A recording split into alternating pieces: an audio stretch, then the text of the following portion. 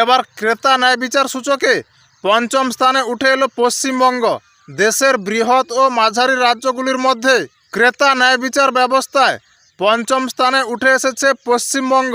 ক্রেতা সুরক্ষা আইন অনুযায়ী সাধারণ মানুষের ন্যায় বিচার সুনিশ্চিত করার ক্ষেত্রে পশ্চিমবঙ্গের আগে রয়েছে অন্ধ্রপ্রদেশ, মধ্যপ্রদেশ, রাজস্থান এবং কর্ণাটক।